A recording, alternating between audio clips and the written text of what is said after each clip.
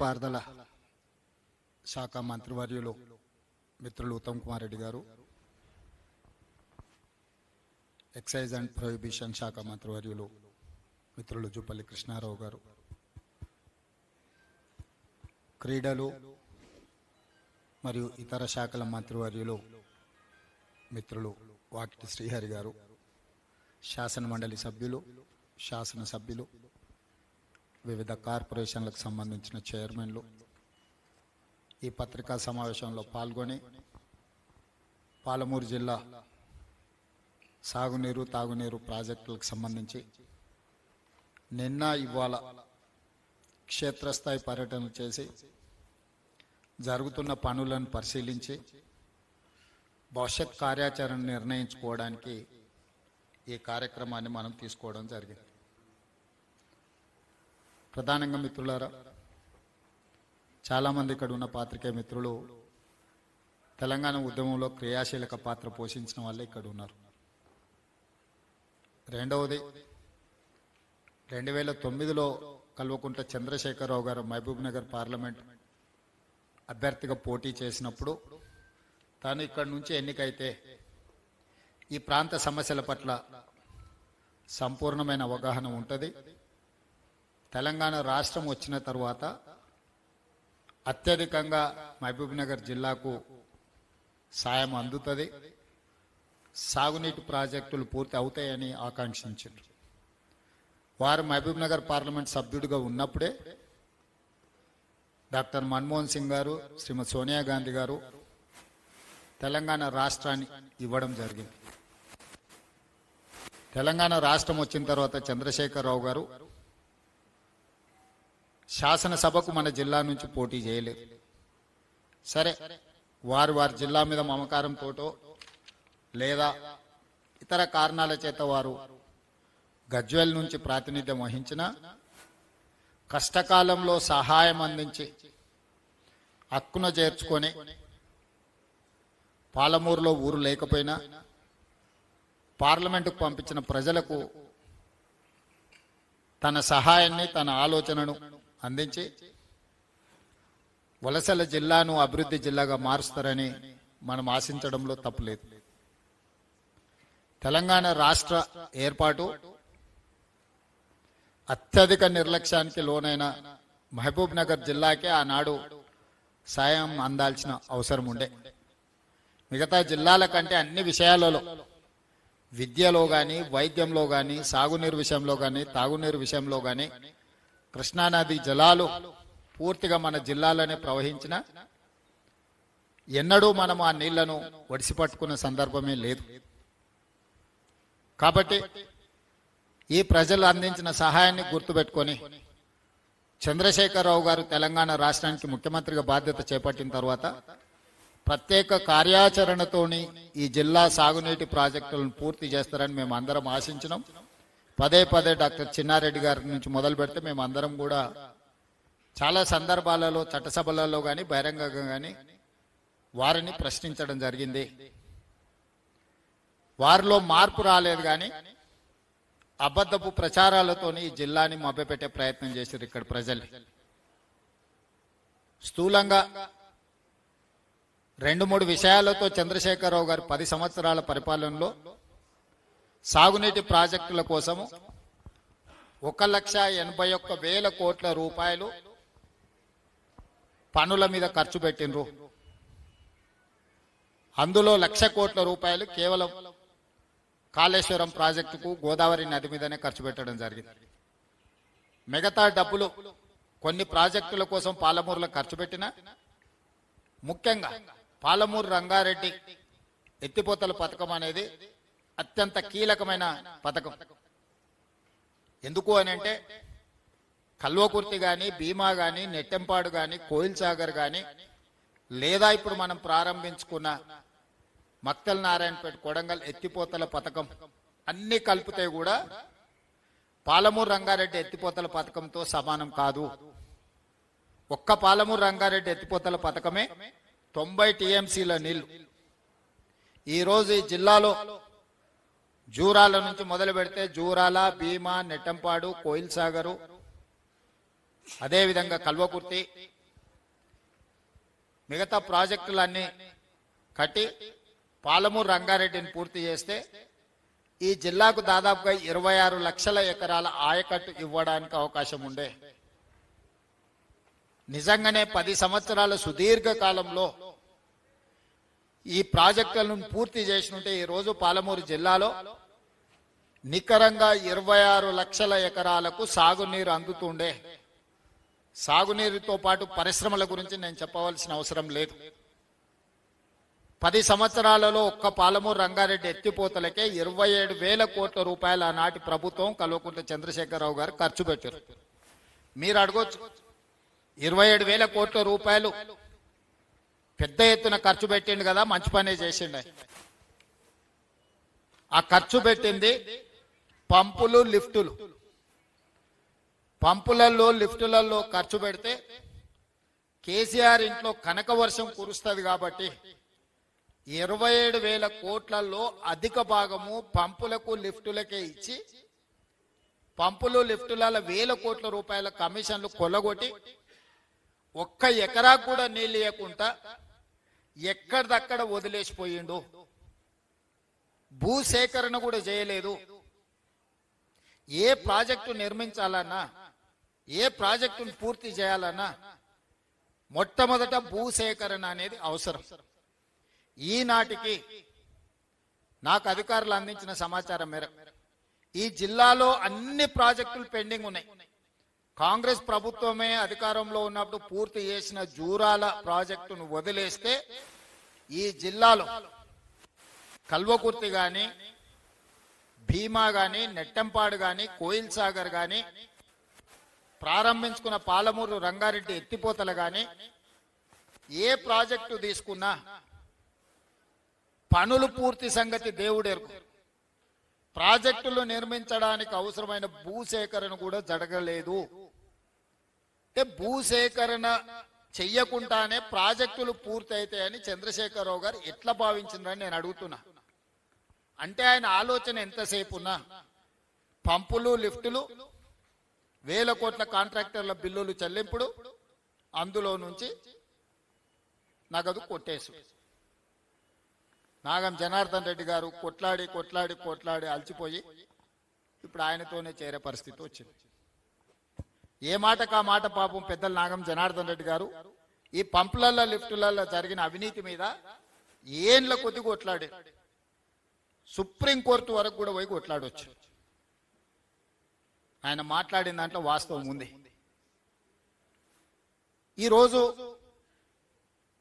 మేము అధికారం చేపట్టిన తర్వాత ఈ జిల్లా నుంచి ఎన్నికవడమే కాదు, ఈ జిల్లా నుంచి పుట్టి పెరిగి ఈ ప్రాంత పరిస్థితుల అవగాహన ఉండి 17 సంవత్సరాలు ప్రతిపక్షంలో జడ్పీటీసీగా, ఎమ్మెల్సీగా, ఎమ్మెల్యేగా, ఎంపీగా, పార్టీ నాయకుడిగా జిల్లా నలుమూలలు తిరిగిన నేను ఈ ప్రాజెక్టులను ఒక కొలిక్కి తీసుకురావాలనే ప్రయత్నం చేస్తే అసలు ఏది ఎక్కడుందో సరిచూసుకోవడానికి దాదాపుగా 2 సంవత్సరాలు పట్టింది.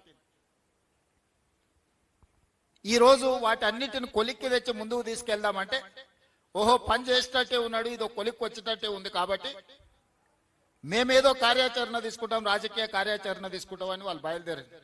తప్పులేదు, తిన్నది అరగనే అరుగుతుంది, తిరగండి, నడవండి. చేసిన పాపాలు కొంచెమన్నా పోతాయి. కాశీ వరకు నడవండి, ఇంకా మంచిది. ఎందుకంటే మీరు చేసిన పాపాలు అంతా ఇంత కాదు. మీరు పాపాలు చేసుడే కాదు, ఆయన చేస్తుంటే చూసుడు కూడా మీరు చేసిన మహాపాపం.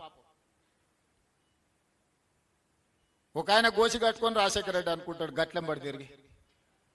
గోసి కట్టుకున్న వాళ్ళందరూ రాజశేఖర రెడ్డి అయితే బాగానే ఉంది. ఇంటి పేరు మార్చుకున్నాడు ఇంకొక ఆయన.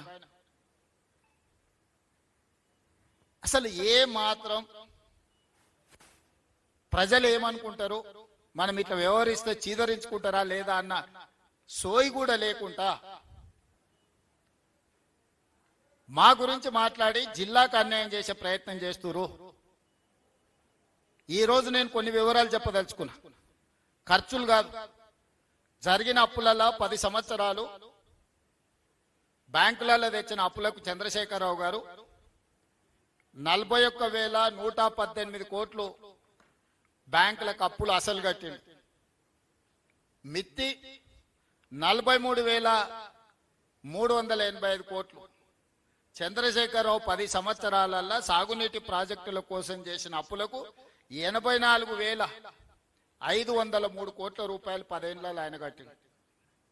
నేను అధికారంలోకి వచ్చిన తర్వాత ఆయన చేసిన అప్పుల భారం మొయ్యలేనంతగా మారి కరెక్ట్ 30 నెలల 33,567 కోట్ల అసలు, 18,554 కోట్ల మిత్తి.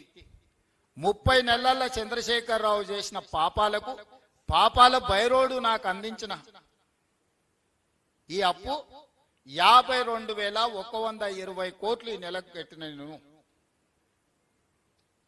మీడియా మిత్రులు రాసుకోవాలి. 30 నెలల చంద్రశేఖరరావు చేసిన అప్పులకు తప్పులకు ఓన్లీ సాగునీటి ప్రాజెక్టులకు నేను చెప్పేది 52,121 కోటి రూపాయలు ఆయన చేసిన అప్పులకు తప్పులకు అసలు మిత్తి కలిపి 52,121 కోటి రూపాయలు నేను చెల్లించిన. ఇక నేను పనులకి 30 నెలల్లో చెల్లించింది ఎంత అంటే 22,000 కోట్ల రూపాయలు. 52,000 కోట్ల రూపాయలు ఆయన చేసిన అప్పులకు నేను వడ్డీలు అసలు మిత్తి కడితే నేను మొత్తం రాష్ట్రంలో జరిగిన ప్రాజెక్టులకు అంతా నేను చెల్లించింది కాంట్రాక్టర్లకు 30 నెలల 22,000 కోట్లు. 22,000 కోట్లు రాష్ట్రం మొత్తం చెల్లిస్తే ఒక్క పాలమూరు జిల్లాలనే 8,000 కోట్ల రూపాయలు దాదాపుగా. అంటే పాలమూరు జిల్లాకు నేను అధికంగా నిధులు ఇచ్చినట్ట, పాలమూరు జిల్లాకు అన్యాయం చేసినట్ట. ఇప్పటికీ జిల్లాల ప్రాజెక్టులు పూర్తి చేయాలంటే 4,000 ఎకరాల భూసేకరణ చేయాలి. భూసేకరణ చేయకుండా కాంట్రాక్టర్లకు ఎన్ని పైసలు ఇచ్చినా, కాలువ 5 కిలోమీటర్లు తొలవాలంటే 1 కిలోమీటరు భూసేకరణ చేసి మళ్ళీ 1/2 కిలోమీటర్ వదిలి మళ్ళీ 1/2 కిలోమీటరు భూసేకరణ చేసి మళ్ళీ 1/2 కిలోమీటర్ వదిలితే నీళ్లు వారుతాయా? రిజర్వాయర్లలో ఆడాడ కొంత భూమి ఉంటే కోర్టులో వచ్చి స్టే తెచ్చుకుంటే రిజర్వాయర్లలో నీళ్లు నింపగలమా? ఈరోజు కాల్వలకు మెయిన్ లైన్ కెనాల్స్ కి నువ్వు భూసేకరణ చేయలేదు. రిజర్వాయర్లలో సమస్యలు అట్లనే ఉన్నాయి. ఉదండాపూర్లో R&R సమస్య ఉంటే నిన్న మీకు తెలుసు కదా, R&R సమస్యను ఈరోజు ఆ సమస్యను పరిష్కరించుకునే ప్రయత్నం చేస్తున్నాం.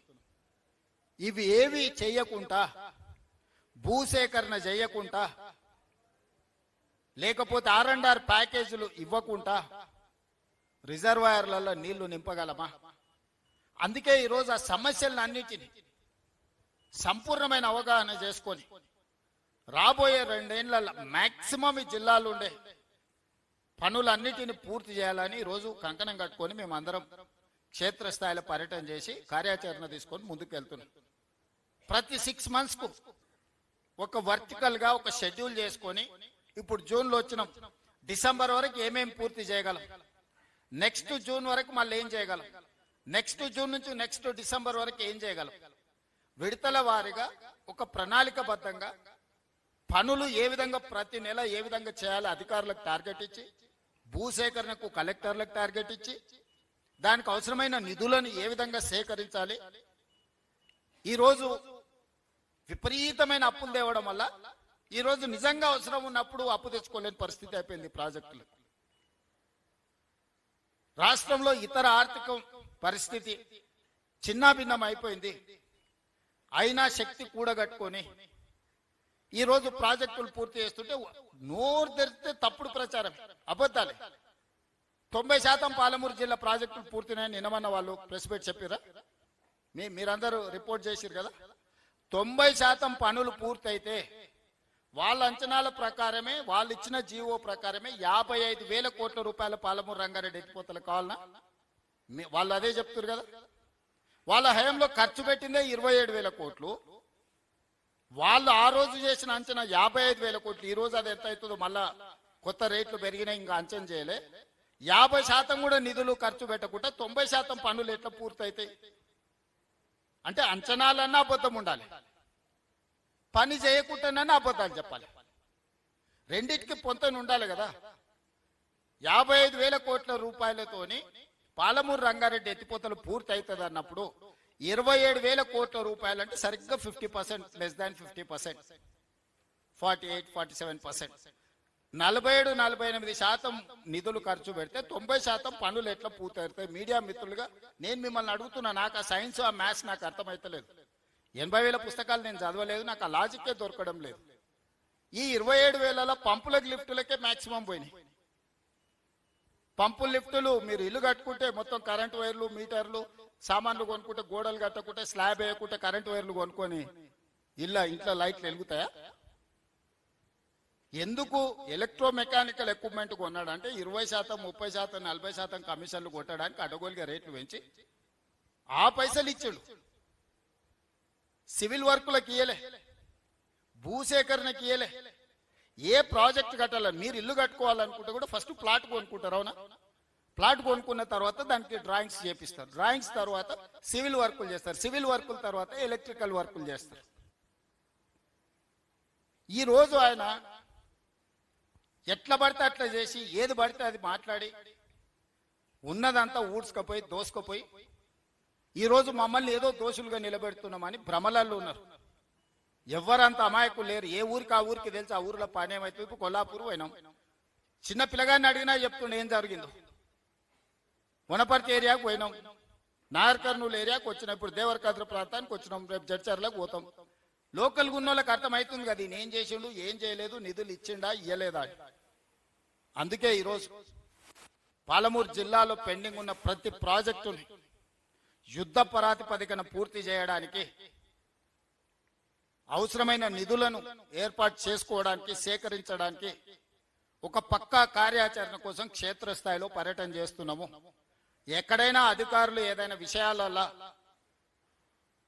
అటు ఇటుగా చెప్పితే కూడా దాన్ని అర్థం చేసుకోవడం కోసం ప్రతిదీ ఈరోజు తిరిగి చూసుకుంటూ వచ్చి ఈ జిల్లాకు 26 లక్షల ఎకరాల నీళ్లు ఇవ్వడానికి అవసరమైన పనులను నిధులను సంపూర్ణంగా సమకూర్చడానికి ఈ 2 రోజులు పని చేసినాము. ఈ 2 రోజులు తిరుగుతున్నాం. రాబోయే రోజుల్లో ఇంకా వేగంగా భూసేకరణ చేస్తాం, పనులను చేస్తాం, అవసరమైన నిధులను విడుదల చేస్తాం. మీడియా మిత్రులకు కూడా నా సూచన, భూసేకరణ విషయంలో మీరు దయచేసి సహకరించండి. భూసేకరణ జరగకుండా ఈ పనులు పూర్తి కావు. భూసేకరణకు సంబంధించి రూపాయి ఎక్కువైనా ఇచ్చి వాళ్ళ సమస్యలను పరిష్కరించే పని మీద ఉన్నాము. అందుకే నిన్న మొదటి ప్రాధాన్యత కింద భూసేకరణకే మొట్టమొదటి నిధులన్నీ విడుదల చేస్తున్నాం. ఇంకొక 4,000 ఎకరాల భూమి సేకరణ చేసేది ఉంది. ఈ 4,000 ఎకరాల భూసేకరణలో మీడియా మిత్రులుగా మీరు సహకరించండి. ఈ రోజు మనం ఈ పనులు చేసుకోకపోతే ఇంకెప్పటికీ చేసుకోలేము. ఈ రోజు మన చేతులనే అధికారం ఉండి మనమే నిర్ణయాలు తీసుకోగలిగి ఉండి మనమే నిధులను తెచ్చుకోగలిగి ఉన్నప్పుడు కూడా మనం ఈ పనులను పూర్తి చేసుకోకపోతే చరిత్ర మనల్ని క్షమించదు. నేను సంపూర్ణంగా కట్టుబడి ఉన్నా ఈ జిల్లా ప్రాజెక్టులను అన్నిటిని పూర్తి చేయడమే కాకుండా ఈరోజు ప్రాజెక్టులు కట్టుకుంటే సరిపోదు, నీళ్లు నింపడానికి రిజర్వాయర్లు కూడా ఉండాలి. జూరాల 17.84 టీఎంసీల కెపాసిటీ ఉంటే ఈరోజు జూరాలలో నీటి నిల్వ 9 టీఎంసీ, దాదాపుగా 8.5-9 టీఎంసీలు ఆడ లేనే లేదు. మనం ఆ పక్కన గూడెం తోటిలో 15 టీఎంసీలు రిజర్వాయర్లో నీళ్లు నింపుకుంటే జూరాలలో నీళ్లు లేనప్పుడు దాని కింద ఆయకట్టుకు అవసరమైతే ఇక్కడ నుంచి అక్కడ మళ్ళీ నీళ్లు విడుదల చేసుకోవడానికి అవకాశం ఉంది. తుమ్మిల పూర్తి చేసుకుంటే అక్కడ రిజర్వాయర్ లేదు. రాబోయే రోజుల్లో ఎక్కడికక్కడ ఎక్కడ అవకాశం ఉన్నా తక్కువ భూసేకరణ ఎక్కువ నీళ్లు నిల్వ చేసుకోవడానికి అవకాశం ఉందో ఆ పనులన్నీ పూర్తి చేసుకుంటాం. కర్ణాటక రాష్ట్రం బ్రిడ్జ్ కమ్ బ్యారేజీలు కట్టి కృష్ణా మీద భీమా మీద చిన్న చిన్న బ్రిడ్జ్ కమ్ బ్యారేజీలు కట్టుకుంటే దాదాపుగా వాళ్ళు ఒక 100 టీఎంసీల నీళ్లు నిలబెట్టుకునే పరిస్థితి వచ్చింది. నిన్న మిత్రుడు సిఆర్ గారు మేము కర్ణాటక మంత్రి భోజరాజ్ గారిని అందరినీ తీసుకొని ఈ సరిహద్దు మనకు కర్ణాటకకు ఈ బ్రిడ్జ్ కమ్ బ్యారేజీలు కట్టుకుంటే మనకు నీళ్లు నింపుకోవడమే కాకుండా గ్రౌండ్ వాటర్ పెరుగుతుంది. అత్యవసర సమయాలలో తాగునీరు కోసం మనం కర్ణాటకకి వెళ్ళి అడుక్కోవాల్సి వస్తుంది ఒకసారి నీటి కొరత ఏర్పడ్డప్పుడు. అందుకే ఈ బ్రిడ్జ్ కమ్ బ్యారేజీలు కట్టుకుంటే ప్రయోజనం ఉంటుందని దాని మీద కూడా ఈరోజు స్టడీ చేస్తున్నాం. తొందరలోనే సాంకేతిక నిపుణులతో చర్చించి కర్ణాటకలో అక్కడ కాంగ్రెస్ ప్రభుత్వం ఉంది, అక్కడ ముఖ్యమంత్రి గారితో ఉన్న సన్నిహిత సంబంధాలను కూడా వాడుకొని ఖర్చులలో కూడా కొంత వాళ్ళు మనం ఖర్చులు కొంచెం కలిసి పంచుకునేటట్టు, ఖర్చులు సగం సగం పెట్టుకుంటే నీళ్లు కనీసం 60% 70% మనం వాడుకునేటట్టు మనకున్న ఇబ్బందులు వివరించి చేయాలని ఒక కార్యాచరణ కూడా తీసుకున్నాం. అదేవిధంగా రిజర్వాయర్లు ఇప్పుడు ఆగిపోయిన పనులను పునరుద్ధరించి ఆ రోజు అడగోలుగా అంచనాలు వేసుకొని ఎట్లా పడితే అట్లా వేసి ఇప్పుడు నిజంగా కాంట్రాక్టర్లకు ఇవ్వాల్సి వచ్చినప్పటికీ మొత్తం పనుల స్వరూపమే మారిపోయింది. అందుకే పనుల ఈ రోజు వాస్తవ పరిస్థితులు ఏ విధంగా ఉన్నాయో దాని ప్రకారం అంచనాలు తయారు చేసుకొని వీటన్నిటిని కూడా పూర్తి చేయడానికి ఈరోజు కార్యాచరణ తీసుకున్నాం. మీరందరూ కూడా సహకరించి మన జిల్లాను మనం అభివృద్ధి చేసుకుందాము. ఇంత మంచి అవకాశం మళ్ళీ మనకు రాదు. అందుకే ఈ వేదిక మీద నుంచి మీ అందరికి మనలో చిన్న చిన్న విభేదాలు ఉండొచ్చు, మనస్పర్ధలు ఉండొచ్చు, ఆలోచన విధానంలో వేరు ఉండొచ్చు, కానీ జిల్లా అభివృద్ధి విషయంలో మనందరం ఒక్కటిగా ఉండాలి. దయచేసి బీఆర్ఎస్ నాయకులు అని చెప్పుకునే వాళ్ళందరికీ నా సూచన ఒక్కటే, మీరు ఏం సాయం చేయొద్దా, మీరు మాట్లాడుకుంటుంటే చాలు. మీరు చేయగలిగిన పెద్ద సాయం కేసీఆర్కు ఊడిగడం చేయడం ఆపురు. ఆఖరి 6 నెలలు ఎన్నికలు వచ్చినప్పుడు చూద్దాం ఎవరు ఎట్లుంటారో, ఎవరు ఏమవుతారో, జిల్లా ఎవరి పక్షాన నిలబడుతుందో, ఇక్కడ రైతులు ఎవరితో ఉంటారో, విద్యార్థులు ఎవరితో ఉంటారో, ఈ జిల్లా ఎవరికి అండగా నిలబడుతో ఆ రోజు తేలుద్దాం. ఓ 2 సంవత్సరాలు కొంచెం మర్యాదగా ఉండడం నేర్చుకోండి అని చెప్పి ఏది పడితే అది మాట్లాడి పనులు జరగకుండా, భూసేకరణ జరగకుండా కాళ్ళలో కట్టెబెట్టే పనులను జిల్లా బీఆర్ఎస్ నాయకులు చేయొద్దని ఈ వేదిక మీద నుంచి వాళ్ళందరికీ నేను విజ్ఞప్తి చేస్తున్నా.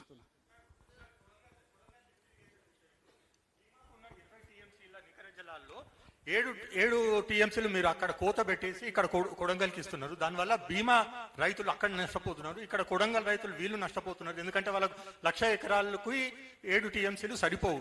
ప్లస్ ఇప్పుడు Jurala it self is overloaded. 8 TMC మీరు 9 అంటున్నారు, అది 8 టీఎంసీ స్టోరేజ్. దానికి ఉన్న నెట్టంపాడ్ ఎకరేజ్ 2 lakhs acres, ఇప్పుడు బీమా 2 lakhs. Jurala it self has 1 lakh acres ayacut. ఇంకా ఇప్పుడు ఏది మన ఇది డ్రింకింగ్ స్కీమ్స్ ఉన్నాయి, ప్లస్ కొడంగల్. ఇలాంటి కాకుండా సిడబ్ల్యూసీ నుంచి హైడ్రాలజికల్ క్లియరెన్స్ లేదు, ఫారెస్ట్ అండ్ ఎన్వైరన్మెంట్ క్లియరెన్స్ కూడా లేదు సార్. ఎట్లా నీ ప్రశ్ననా టీఆర్ఎస్ వాళ్ళదా? నీ ప్రశ్న అయితే మీకు అవగాహన కొంచెం తక్కువ ఉంది. నా దగ్గరకు వస్తే మొత్తం డీటెయిల్ చెప్తా. ఒకప్పుడు 1 టీఎంసీకి 10,000 ఎకరాల కింద ఆయకట్టును లెక్క కట్టిరు. ఇప్పుడు 1 ఎకరాకు 15,000 ఎకరాల కింద లెక్క కడుతున్నాం. బీమా కింద మొదట ఉన్నది 2 లక్షల ఎకరాలు. ఆ 2 లక్షల ఎకరాల ఆయకట్టులో కొంత బీమా నుంచి కల్వకుర్తి లిఫ్ట్ ఇరిగేషన్ కి కొల్లాపూర్లో టేలెండ్ లో ఉన్న బీమా ఆయకట్టు కల్వకుర్తి ప్రాజెక్టులో కృష్ణారావు గారు మా దగ్గర నుంచే నీళ్లు పోతున్నాయి, మాకు బీమా టేలెండ్ ఎందుకు, కల్వకుర్తి మా దగ్గర నుంచి పోతుందని కొంత ఆయకట్టు డిలీట్ చేసి కల్వకుర్తిలో కలుపుకున్నారు. 15,000 ఎకరాలకు 1 టీఎంసీ కింద లెక్క కట్టి మిగిలిన నీళ్లను సేవింగ్స్ లో ఉమ్మడి రాష్ట్రంలో చివరి జీవో మక్తల్ నారాయణపేట కొడంగల్ ఎత్తిపోతల పథకం నేను తీసుకొచ్చిన 7.5 టీఎంసీ 1,00,000 ఎకరాలకు నికర జలాలతోటి. ఈరోజు నికర జలాలకు అనుమతి ఇచ్చేటప్పుడు ఇవన్నీ లెక్కలేయకుండా లేరు. నువ్వు ఏదో ఆ కేసీఆర్ పుస్తకం లైబ్రరీలో పుస్తకాలు చదివినట్టు నువ్వు రాహుల్ అట్లా పుస్తకాలు చదవకు. సంపూర్ణమైన అవగాహనతోనే ఆ ప్రాజెక్టు తెచ్చుకున్నాము. నా మీద కోపం కొద్దీ నా ప్రాంత రైతులకు ఈ 1,00,000 ఎకరాల మెజారిటీ మక్తల్కు ప్రయోజనం ఉంది, తర్వాత నారాయణపేట, తర్వాత కొడంగల్. ఈ 3 నియోజకవర్గాలను చివరికి కొడంగల్కి ఇవ్వాల్సి వస్తుంది నీళ్ళు అని చెప్పి మక్తల్ నారాయణపేట కొడంగల్ ఎత్తిపోత పథకాన్ని తొక్కిపెట్టింది కేసీఆర్ జీవో నెంబర్ 69. అందుకే ఈ రోజు మేము వచ్చిన తర్వాత ఇప్పుడు పిలిచిన టెండర్లలో 98% పబ్లిక్ కన్సెంట్ తోని భూసేకరణ మా మంత్రి గారు అక్కడ కూర్చొని చేపించిండు. వాళ్ళు అబద్ధాలే తింటారు, అబద్ధాలే గాలి పీల్చుకుంటారు. మొత్తం అబద్ధం అంటే వాళ్ళ నరాన అబద్ధం జీర్ణించకపోయింది. ఈరోజు ఏ ప్రాజెక్టు దగ్గరికైనా పోదాం, ఇప్పుడు మీరు అబద్ధం జీర్ణించకపోయింది. ఈరోజు ఏ ప్రాజెక్టు దగ్గరికైనా పోదాం, ఇప్పుడు మీరందరూ మేధావులే కదా, మేమంతా మామూలు వాళ్ళం, కానీ మీరు జర్నలిస్టులు మేధావులే కదా. ఈచ్ ప్రాజెక్ట్ ఏదో ఒక ప్రాజెక్టు యూ నేమ్ ఇట్, మీరు ఒక ప్రాజెక్టు పేరు చెప్పండి, దాన్ని పుట్టినప్పటి నుంచి ఈ రోజు వరకు ఏముందో దాని మీద చర్చ చేద్దాం. ఇప్పుడు వాళ్ళు తోసింది మాట్లాడతారు, వాళ్ళు మాట్లాడిన ప్రతి అబద్ధాన్ని మీరు నమ్మితే మీ మీద జాలి పడడం తప్ప నేను చెప్పగలిగింది లేదు. ఒక్క ప్రాజెక్టు పేరు చెప్పు, వాళ్ళు మొదలుపెట్టింది కానీ వాళ్ళు పూర్తి చేసింది కానీ. పాలమూరు రంగారెడ్డి కూడా కాంగ్రెస్ ఉన్నప్పుడే కదా ఇచ్చింది, ఉమ్మడి స్టేట్లోనే కదా 2013లో చిన్నారెడ్డి గారు, డికేఆర్ గారు, మల్లు రవి గారు, విఠలరావు గారు అసెంబ్లీలోనే చెప్పిన కదా జాతకం అంతా. సో మొట్టమొదటి దాంట్లో మీద మొదలు పెట్టిందే విఠలరావు గారు. సీఎం గారు, ఇప్పుడు గత కాంగ్రెస్ పాలనలో 50-60 సంవత్సరాల పాలనలో అసలు ఏనాడు ఒక ప్రాజెక్టు చేపట్టని కాంగ్రెస్ పార్టీ బీఆర్ఎస్ హయాంలోనే అసలు కేసీఆర్ అంటేనే నీళ్లు అంటేనే కేసీఆర్, ఈ 10 ఏళ్లలోనే అనేక ప్రాజెక్టులు చేపట్టాం. కాంగ్రెస్ పార్టీ కేవలం డైవర్షన్ పాలిటిక్స్ చేస్తుంది, అప్పుల విషయంలో కానీ ఈ ప్రాజెక్టు నిర్మాణాల విషయంలో కానీ చెప్తుంది. ఇప్పుడు రాములు గారు, కేసీఆర్ నీళ్ళే కేసీఆర్ అనేది అబద్ధం. కేసీఆరే సారా, సారానే కేసీఆర్ అంటే ఒప్పుకోవచ్చు, సోడానే కేసీఆర్, కేసీఆరే సోడా అంటే ఒప్పుకోవచ్చు. నాగార్జున సాగర్ ఎవరు కట్టారు, ఎవరు మొదలు పెట్టారు? పండిత్ జవహర్లాల్ నెహ్రూ. కేసీఆర్ పుట్టిండో పుట్టలేదో కూడా నాకు తెలియదు. ఈ రోజున్న శ్రీశైలం ఎవరు మొదలు పెట్టారు? పండిత్ జవహర్లాల్ నెహ్రూ మొదలు పెట్టారు. ఉత్తర తెలంగాణలో ఉన్న ఎస్ఆర్ఎస్పి ఎవరు మొదలు పెట్టారు? పండిత్ జవహర్లాల్ నెహ్రూ గారు మొదలు పెట్టారు. జూరాల ప్రాజెక్ట్ ఎవరు మొదలు పెట్టారు? అంజయ్య గారు ఉన్నప్పుడు ఇందిరాగాంధీ గారు ప్రియదర్శిని జూరాల ప్రాజెక్టు కల్వకుర్తి ఎవరు మొదలు పెట్టినరు? 2003లో చంద్రబాబు నాయుడు గారు మొదలు పెడితే 2004లో జలయజ్ఞంలో విస్తరించి పనులు చేయించారు.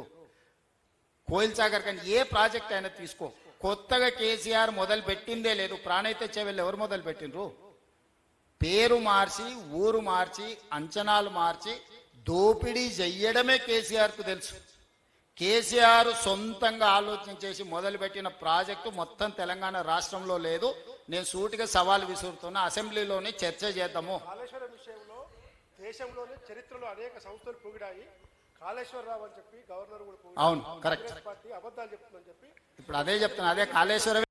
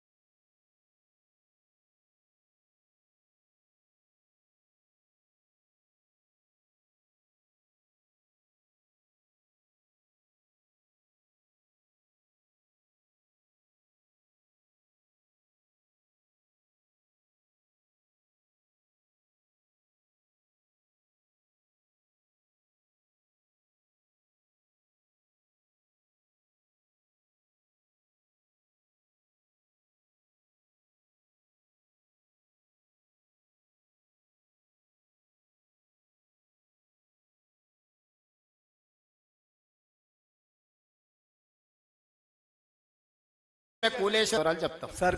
గత ప్రభుత్వము గత 10 ఏళ్ల పాటు దాదాపు 50,000 కోట్లు అంచనా వేసింది, 27,000 కోట్లు ఖర్చు పెట్టింది, పనులు ఎక్కడ కూడా కంప్లీట్ కాలేదు. మరి ఈ ప్రభుత్వము ఎప్పటిలోగా ఈ ప్రాజెక్ట్ ని కంప్లీట్ చేస్తుంది? మరోవైపు ఎంత అంచనాని, ఇప్పటికే రేట్లు పెరిగాయని మీరు చెప్తున్నారు, అంచనా ఏమైనా పెంచే అవకాశం ఉందంటారు? అంచనాలు ఎప్పటికప్పుడు వేసుకోవాల్సిందే. ఇప్పుడు మనకు పాలమూరు రంగారెడ్డి ప్రారంభం నుంచి ఉద్దండాపూర్ వరకు ఉన్న బాటిల్ నెక్స్ అన్ని కూడా క్లియర్ చేయదలుచుకున్నాము. నెక్స్ట్ జూన్ లోపల వీలైనంత వరకు వీటిని 100% చేసి ట్రంక్ కెనాల్స్, రిజర్వాయర్లు కంప్లీట్ చేస్తాం. బ్రాంచ్ కెనాల్స్ మిగతా అన్ని కూడా తర్వాత టెండర్లు పిలవాల్సింది. ఇప్పుడు పిలిచినా ఇడవడానికి నీళ్లు లేవు, ఇవ్వడానికి నిధులు లేవు.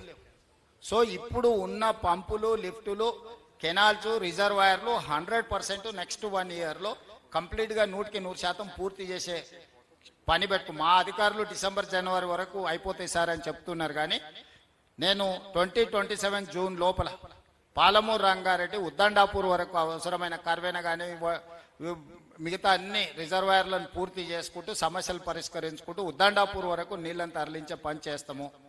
వీటన్నిటిని చేసిన తర్వాత అక్కడి నుంచి లక్ష్మీదేవిపల్లి వరకు ఎట్లా తీసుకెళ్ళాలి, అక్కడి నుంచి డిస్ట్రిబ్యూటరీ కెనాల్స్ అన్నిటిని కూడా ఎట్లా చేయాలనో మళ్ళీ ఒక 6 నెలల తర్వాత సమీక్ష చేసుకొని వాటి మీద ముందుకు వెళ్తాం. Sir.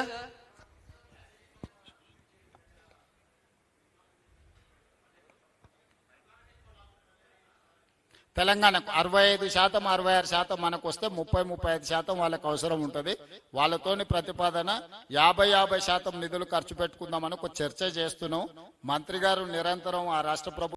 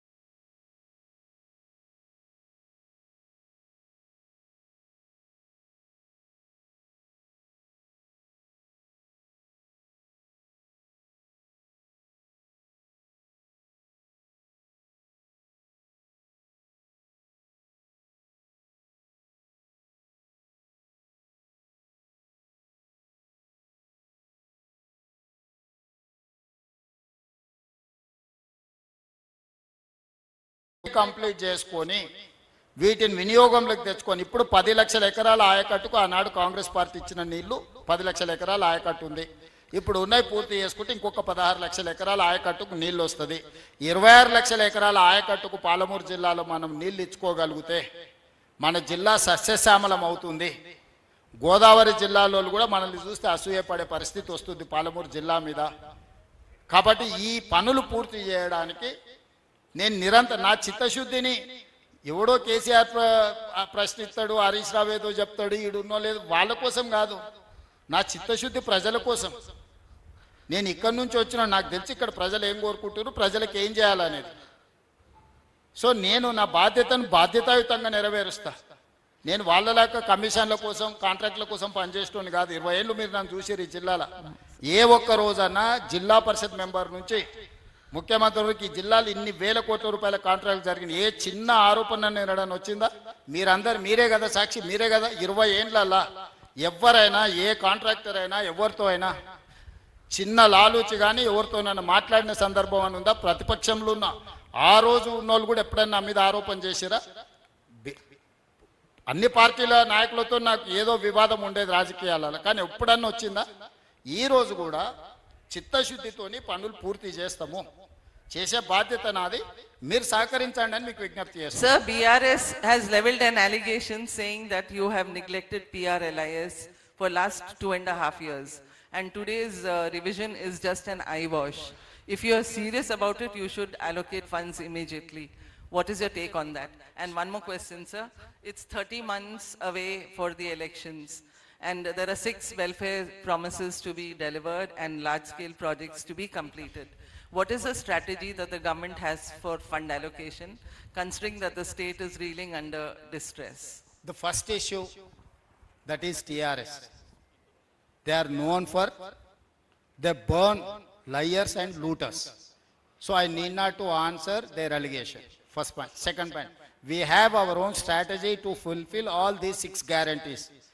Have you seen Sannabiyamu, Indirama Illu, 200 units free power, Mahalakshmi bus free ride, Grow Lakshmi and 500 rupees cylinder? All these are my 6 guarantee schemes.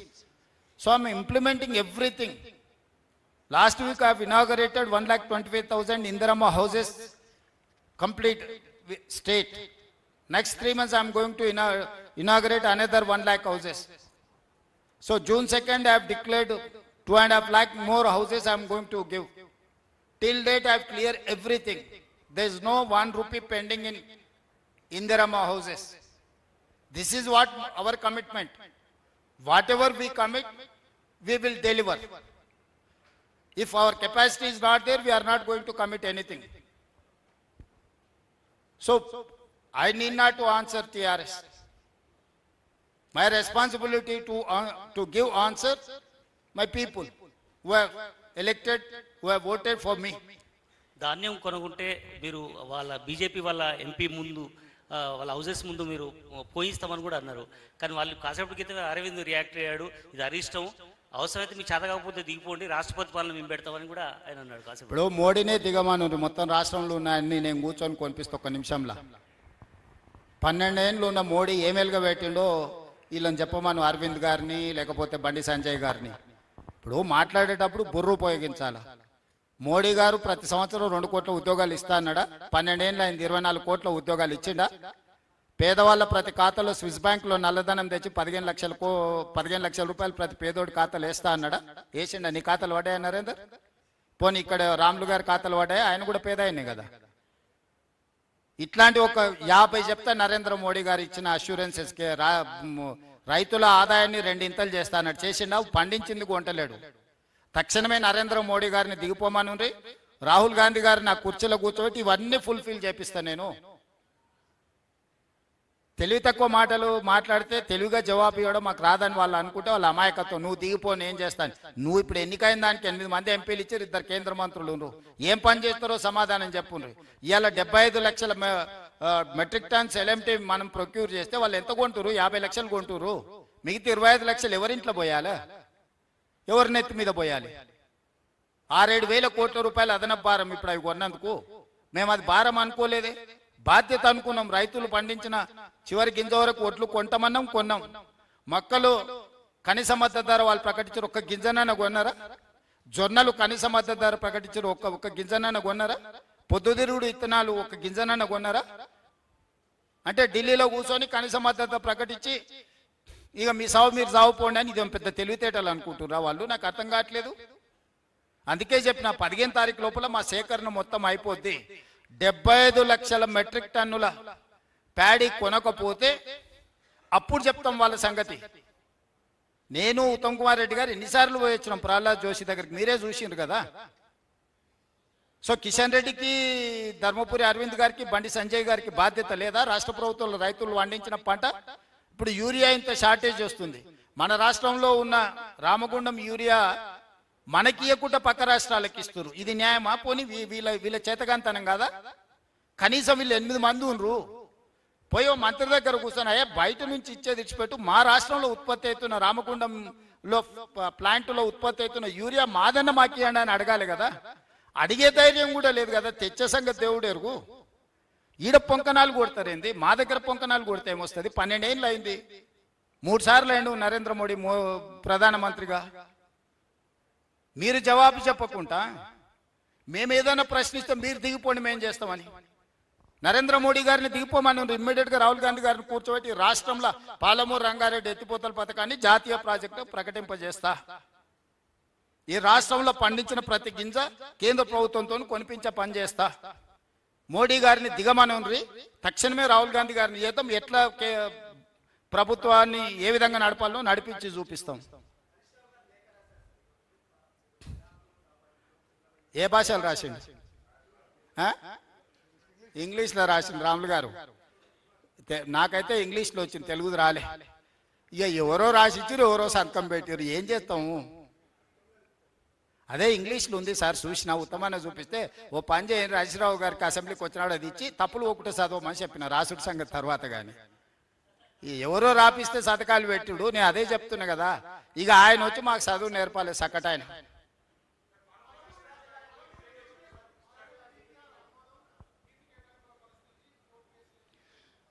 ఇప్పుడే చెప్పినా కదా, పక్క రాష్ట్రంతో చర్చలు జరుగుతున్నాయి, తొందరలోనే వాటిని పరిష్కరించుకుంటాం. తప్పకుండా మంచి వార్త మీకు వినిపించబోతున్న తొందరలోనే.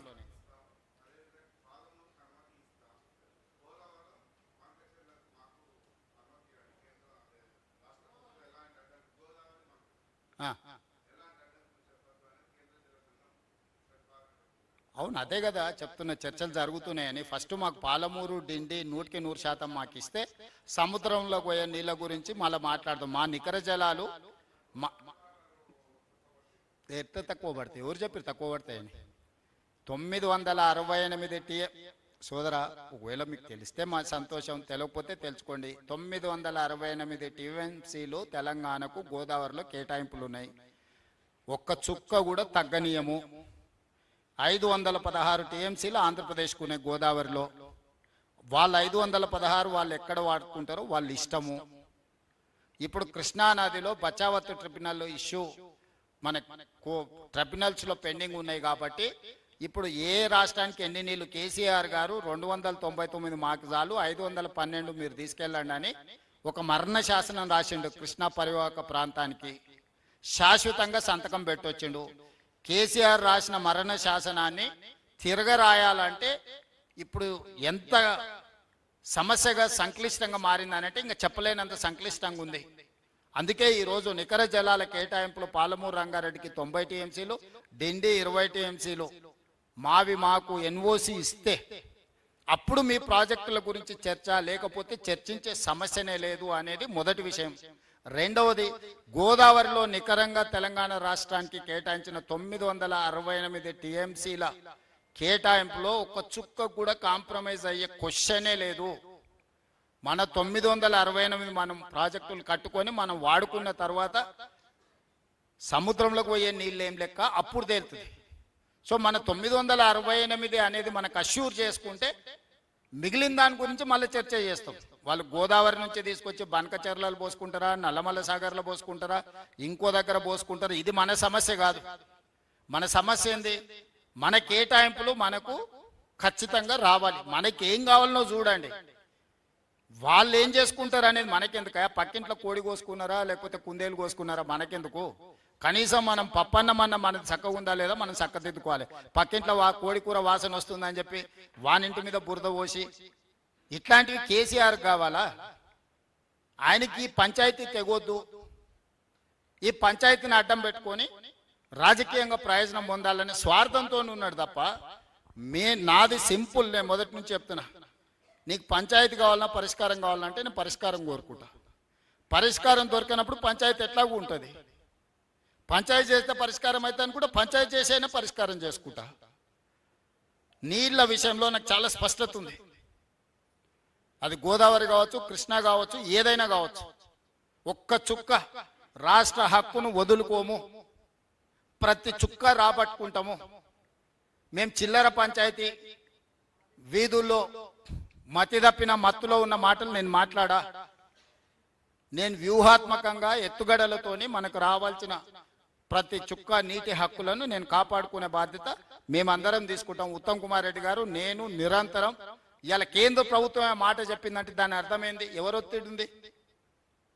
కేంద్ర ప్రభుత్వము పాలమూరు రంగారెడ్డికి మీరు ఎన్ఓసి ఇస్తే తప్ప మీరు మాట్లాడడానికి లేదు అని ఇరిగేషన్ యూనియన్ క్యాబినెట్ సెక్రటరీ అన్నాడంటే మా ప్రయత్నం లేకుంటేనే ఆ మాట చెప్పిండా? మీరు చెప్పండి మిత్రం, మీరు కూడా జర్నలిస్టులే కదా. 12 ఏళ్ళ నుంచి ఎందుకో రాలేదా టాపిక్? ఈ రోజు వచ్చిన irrigation union cabinet irrigation secretary ఏమన్నాడు? తెలంగాణకు సంబంధించిన పాలమూరు రంగారెడ్డి ఎత్తిపోతల నీటి కేటాయింపుల మీద మీరు 100% ఎన్ఓసి ఇస్తే మీ బనకచెల్ల నల్లమల్ల సాగర్ గురించి అప్పుడు తెలంగాణతో చర్చలు చేయడానికి అవకాశం ఉంటుంది. ఫస్ట్ మీరు ఆ ఎన్ఓసి ఇవ్వండి అని చెప్పిండు. మేంగా చెప్పింది కేంద్ర ప్రభుత్వంతో చెప్పించినాం. ఎత్తుగడ అంటే అది.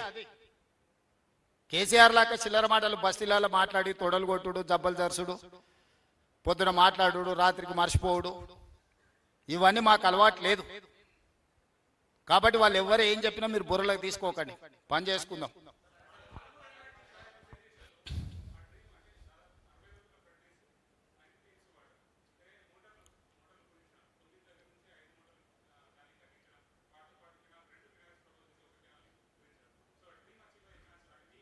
చేస్తాం. లేదు ఇప్పుడు అన్నీ చేస్తాం. 10 పంపులు రన్ చేస్తాం, 2 టీఎంసీ రన్ చేస్తాం, ట్విన్ టన్నెల్స్ని కంప్లీట్ చేస్తాం.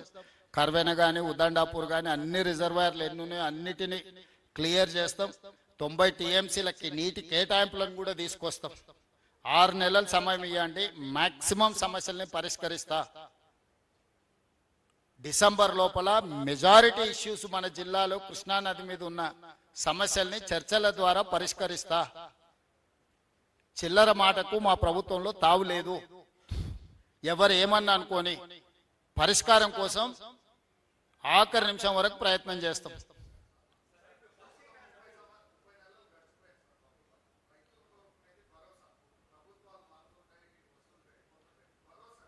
అవును.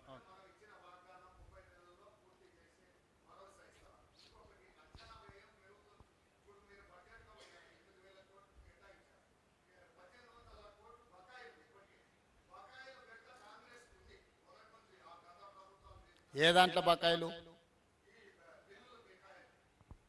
ఆహా. ఓకే.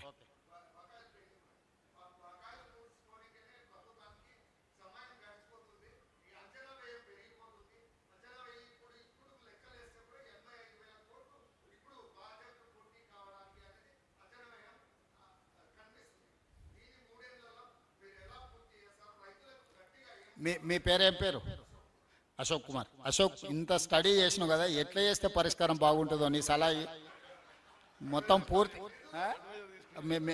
మీ అడ్వైస్ ప్రకారం మేము ముందుకు వెళ్దాము. అదే ఎట్లా చేద్దామో, ఇప్పుడు మన జిల్లా గురించి సంపూర్ణమైన అవగాహన ఉన్నది.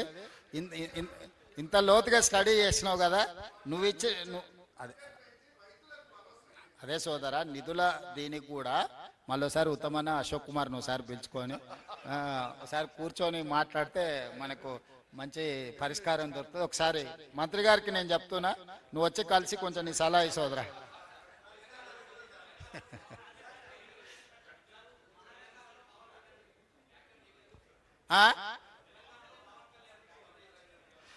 పవన్ కళ్యాణ్ గారు మా ప్రశ్నించిండ్రు, పొన్నం ప్రభాకర్ గారు జవాబు చెప్పిండ్రు. ఇక మన ఇద్దరికి ఎందుకు శ్రమ?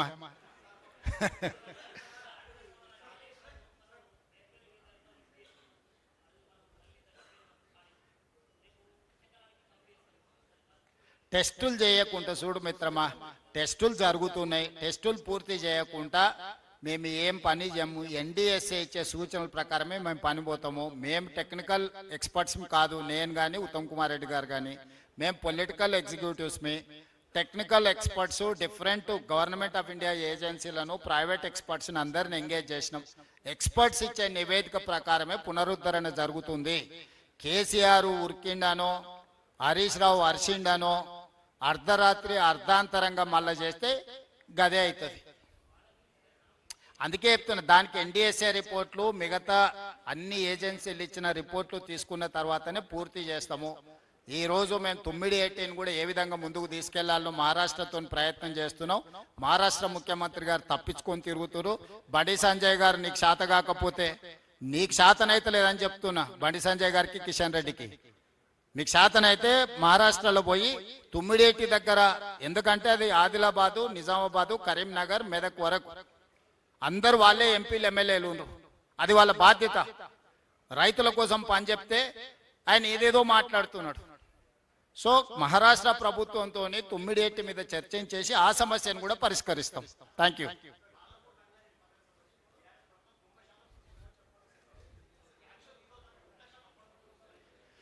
ఇప్పుడున్న దాని ప్రకారం 50-52% పనులైనాయి.